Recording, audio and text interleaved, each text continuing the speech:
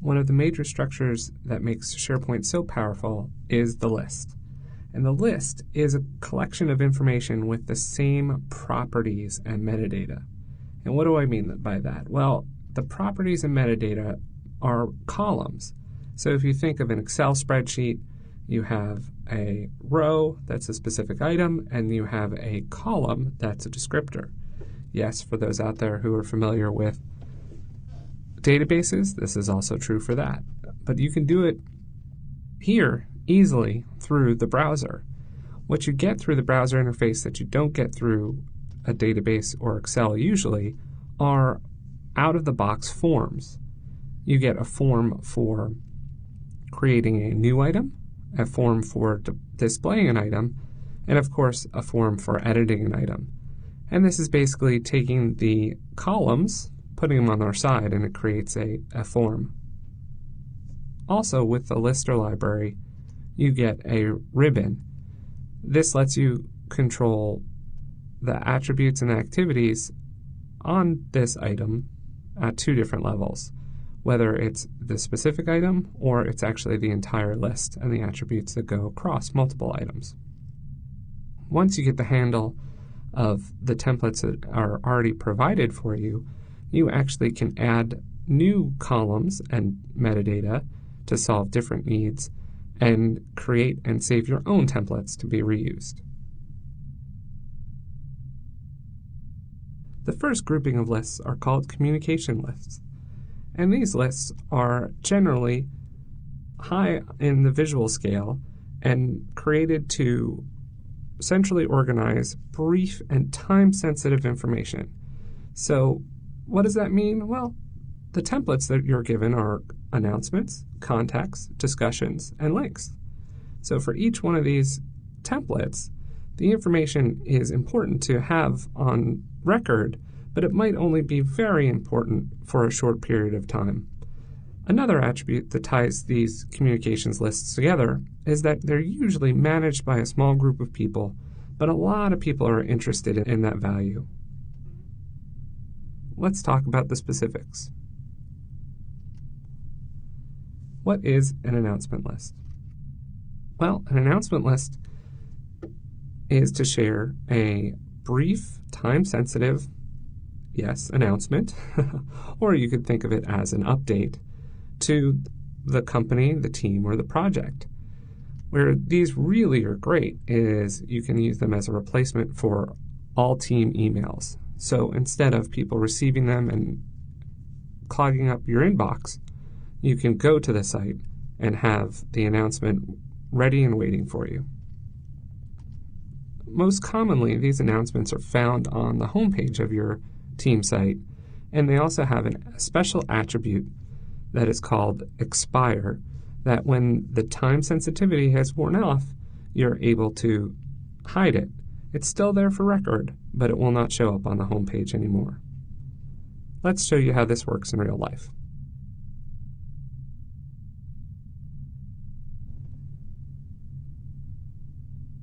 This is a team site where the announcement has been added directly to the home page. Here you can see what is called a summary view of that announcement. You have the title, you have the date, you have who the announcement was created by, and you have a brief summary of the body of the announcement. You can go get the full announcement by either clicking on the title or going to the list by clicking on the title of the web part, or I've added the announcement list itself to the quick launch on the left of the team site. Let's go to the list. Here we can see a different view of the item just as an item, where we just see the title. Also, we can see the standard features of the list, being able to add a new announcement, edit the list in quick launch. If we want to see even more features, we can go up to the ribbon, go into the item, where we also are able to add a new item, go into the list where we get additional features. You'll notice that all of these features are highlighted because Adam is a site owner and has the ability to manage all of the functions. Let's look at the full details of this specific announcement. You'll notice immediately that the body is larger than it was on the home page. Again, the home page only shows a summary of the about first sentence and a half of the body text. But here it is. You'll notice also that this is a time-sensitive announcement and will expire very soon. Let's create a new announcement.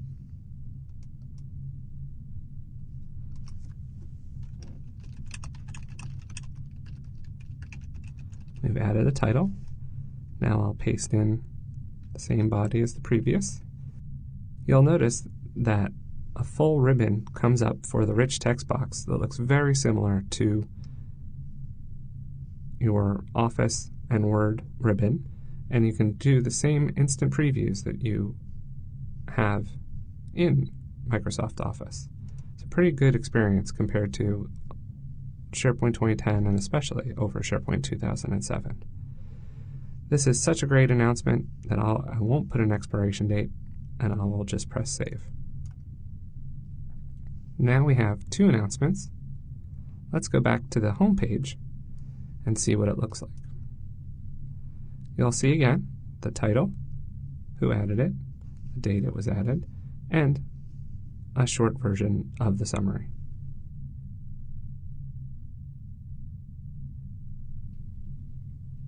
Now let's talk about links. Links are here to centrally organize different pieces of reference information in the form of a URL. So these are locations that are located on other websites, or they could be locations within your own website. So just for an example, you could have links within your team site, maybe to a document, maybe to a list or a library that's so important you want it to be out in front on the home page. Or maybe it's you want access to Learn Now Online SharePoint training. Put that link right on your home page, and it'll be right there for you to click on. In SharePoint 2013, they introduce a brand new links list, which is called Promoted Links. This is really nice to create a more appealing and visual representation of the links that you're driving people to. This list is usually managed by a few people compared to a normal links list that usually anyone can add content to. As mentioned before, both of these links lists are usually found on the home page or on a specific content page with links filtered specifically for that information. Now let's go to the live site and see how they work.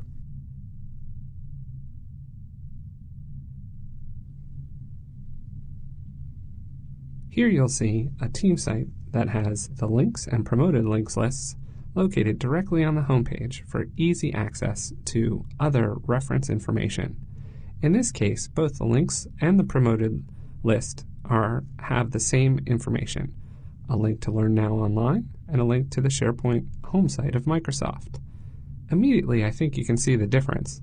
One is just a link, a bulleted list, and the other is a graphical representation.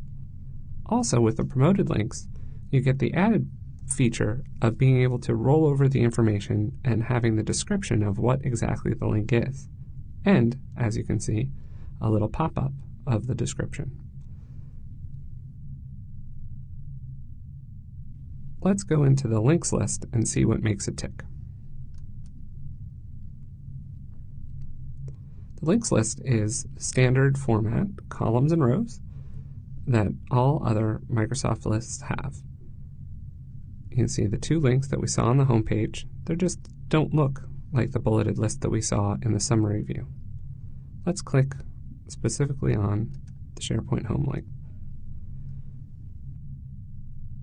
The interesting thing about SharePoint is it divides the URL and the description up for that link. So you paste the URL in, and then you paste the description.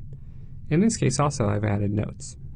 This is all that's in the link field.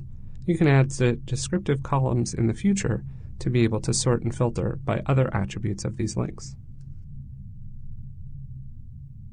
One really interesting feature of the links list is not available in 2010, but is a button called Change Item Order. Here, if you have a long list of links, and you want to change the display order, all you have to do is pick the new number that you'd like it to display. It automatically switches, and you press OK.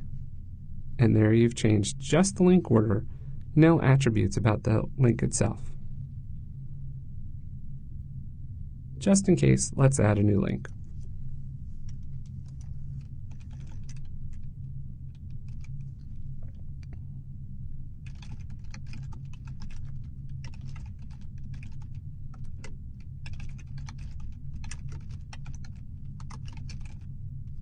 Here we've added a new link to Microsoft's home site.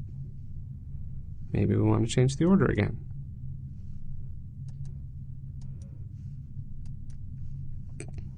Let's go home and see what it looks like on the home page. There's the order that we expected. Now let's go to the promoted links. That's vastly different than the actual links list.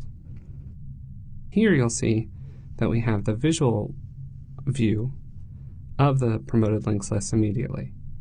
However, if we go into the links ribbon and we change the view into all the promoted links, we get the same view that you started off with in the link. Again, you can probably see that there are more attributes or columns included in the promoted links list than in the original and standard links list. Let's go here and edit the Learn Now Online item. You can see the details. We have the title. We have the background image, again with the standard URL, broken down URL, and then description. A description that shows up when you hover over the image. The actual link location, which is just like the original link. And then a launch behavior that I mentioned before, which can open either in a new tab, in a dialog page, or directly in the page. You also have the ability to change the order that these items show up.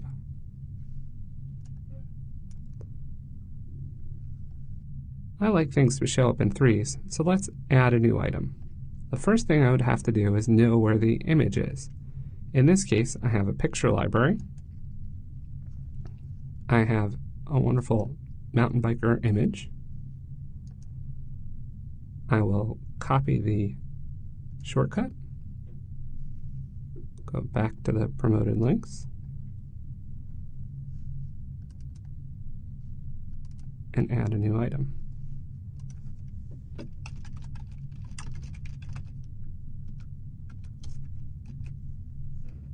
There's the URL I just captured. Let's add a description.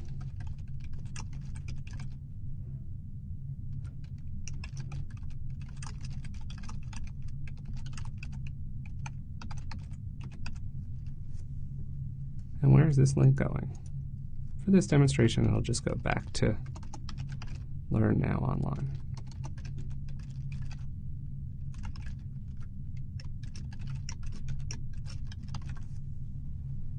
And let's have this pop up in a dialog. And we'll say the order is 3.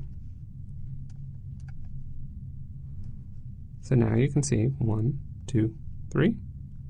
And if I press this, the website will pop up in a dialog box in front of the current site. Pretty neat functionality that you would used to have to hard code. Now you can do it at your fingertips. Going back home again, here you can see the difference between the standard links list and the promoted links list that gives you some internet functionality right at your fingertips.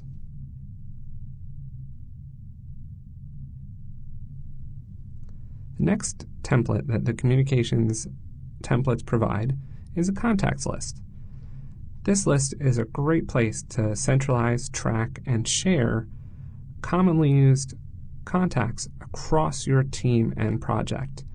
You ever wonder who you're supposed to contact about ordering something, about requesting something, or maybe for support? Why not record it in a list in a central place? It's really great reference information for other lists and libraries. You want to make sure that you spell Jane Doe's name right, or John Smith? Keep it in one place and reference it in multiple other locations. Speaking of other locations, you also can connect this list to Outlook. Let's go live to the site and we'll see that happen.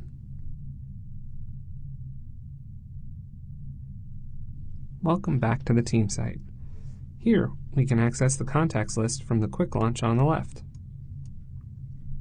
Now located in the contacts list, you can see the standard format, new item, edit the list, and all of the columns and rows that are included out of the box with the SharePoint list.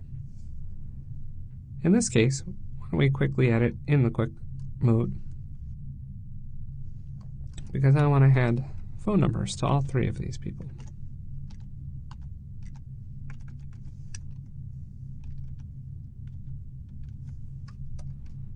You know what? They actually all live together, so we're going to just put all the same home phone number here. Stop editing. There's the list. If we want to investigate a little bit further, we can click on the last name to view. And what you'll see is all of the fields that are in normal Outlook content. Let's add a field here, job title, and I'll say senior consultant. And I'll press save. Now, the magic of the contact list is to go into the list and connect with Outlook.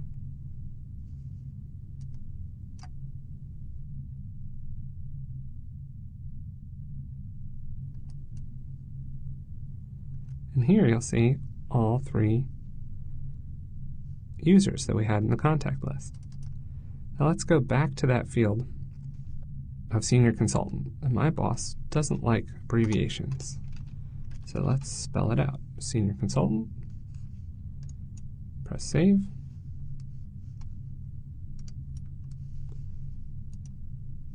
Let's go back and refresh this page. Now, if we look at the details again, we'll see that it says senior consultant.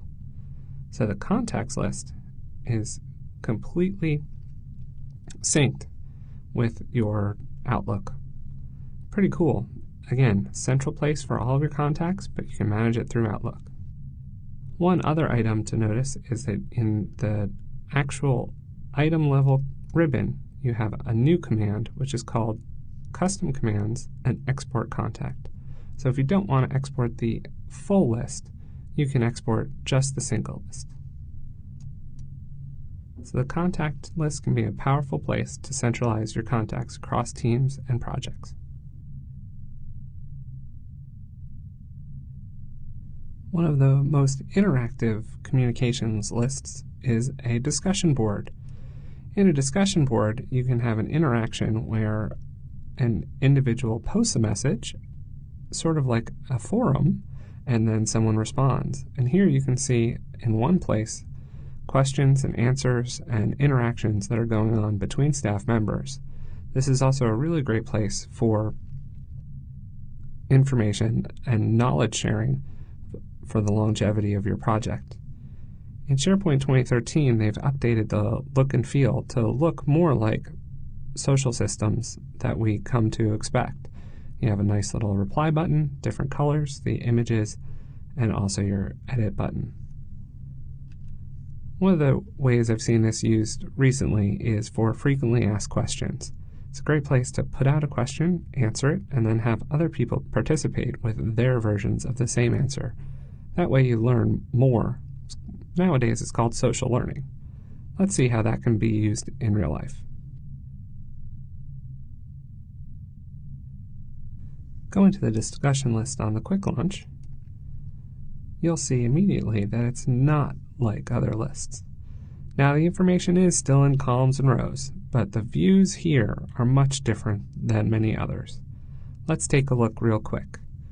You do have the standard add new discussion, and if we click on that, you'll see that all that's included is a body. Here is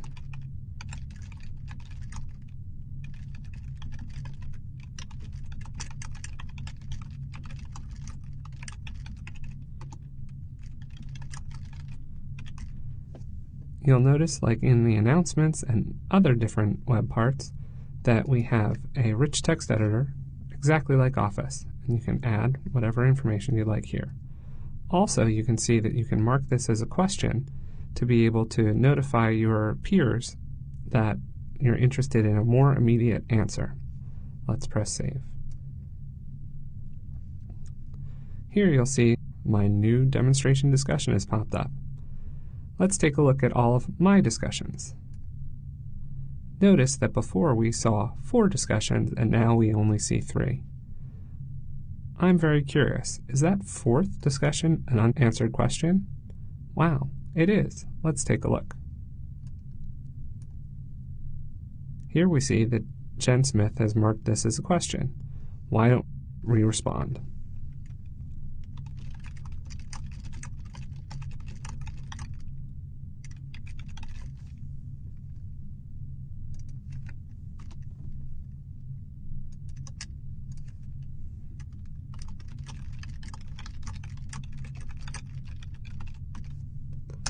I've just let her know that I'll call her with the answer. And you can see I can press reply directly. We can edit that original item, or you can reply to the replies, and so on and so forth. Also, you'll see up here that to get back to the discussion board, we click on discussion, and it tells you what question you're actually in. Let's go back to the discussion board. Here you see that forum of all the information that you could possibly want in a discussion board.